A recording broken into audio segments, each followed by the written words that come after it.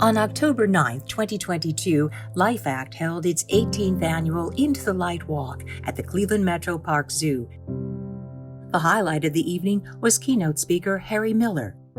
The former OSU star athlete recently retired from football to take charge of his mental health after struggling with depression and suicidal thoughts.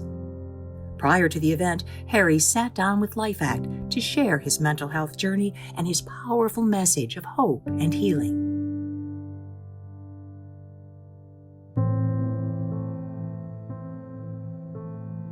High school valedictorian, standout offensive lineman, 5-star recruit to Ohio State, played great on the field there, you're a good scholar. On top of that, you're just a good guy, you volunteer. Some people would say you had it all, but yet there was a lot of pain and hurt.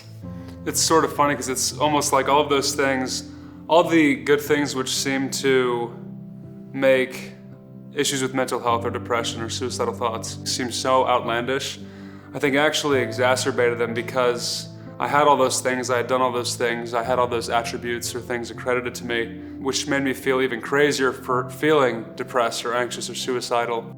If I was bottom of class, 0-star, had nothing going for me, then it would make sense to feel the way I did.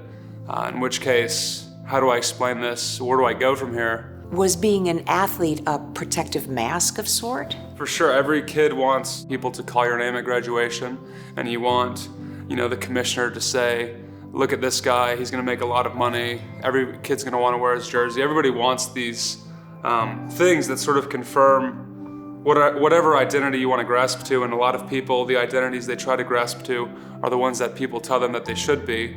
And in my case, I was trying to fulfill all these other things that did not feel like me. And that was sort of, it came to a head last year prior to the season where, I felt myself with, pointy spears and swords pushing me towards the edge of this cliff, and I had this, crisis going on where nothing felt right, or I don't know, just felt like a weird alternate reality I'd found myself in, and so disturbing that I would have, preferred to die rather than to keep following through with it. I had to do something. And again, the doing something was making my life cease to exist, or talking about how I wanted to make my life cease to exist. Very unpleasant, not a very cozy feeling, suicidal thoughts or depression. I think anybody who's experienced that can attest to that.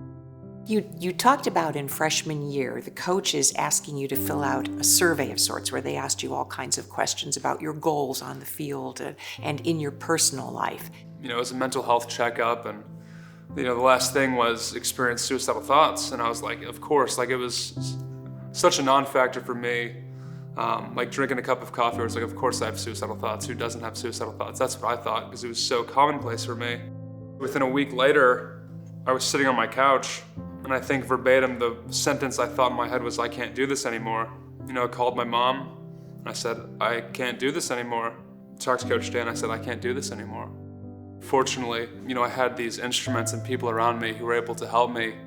I think a lot of people experience a lot of pain trying to confirm or validate identities that don't belong to them, that they don't even think are theirs even. And I think that exacerbates a lot of mental health issues that people experience. Can you address the role that depression and anxiety plays so strongly in student athletes? Athletics acts as a huge stressor.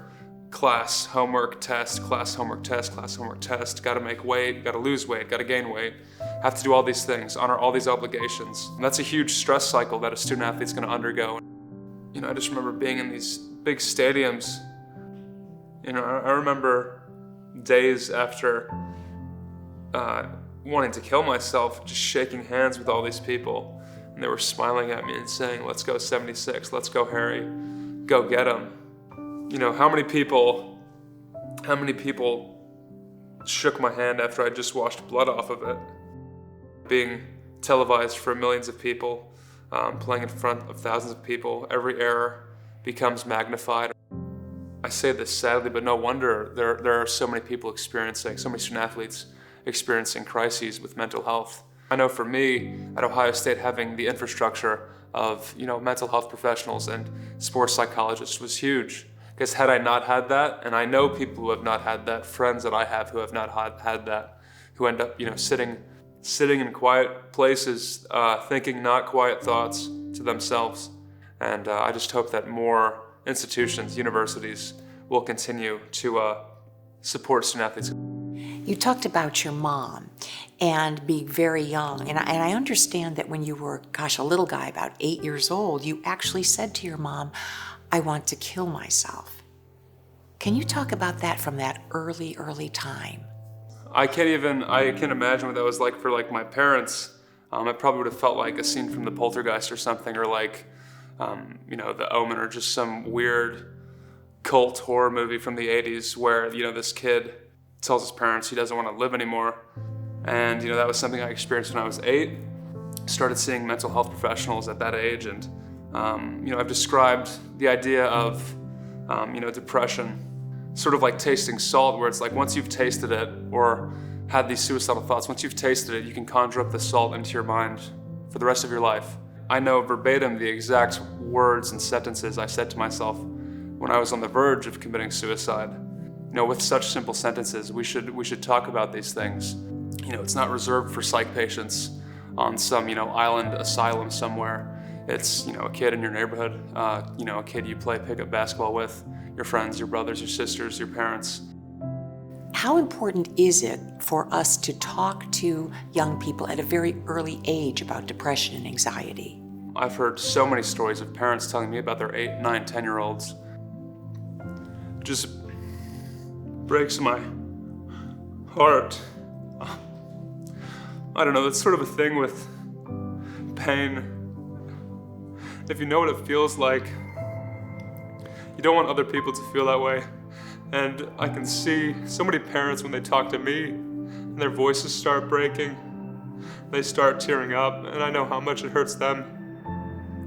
And then I think about how my mother must have felt as I experienced it. And my mom would do anything, if she could do anything, to make me not feel how I felt. And any loved person, any loved one who has a loved one experiencing this would do the same thing. What would your message be to parents in helping them to deal with and know what to do when their child is experiencing anxiety, depression at even an early age? What do you do when a kid says, why don't I want to live here? Why don't I want to live anymore? Why do I want to die? How do you Google that? How do you talk about that? I think if we keep up this game of chicken, of everybody acting like they're not afraid or confused or freaked out, or in moments depressed and scared and ashamed, we're gonna have a lot of kids who don't know the questions to ask.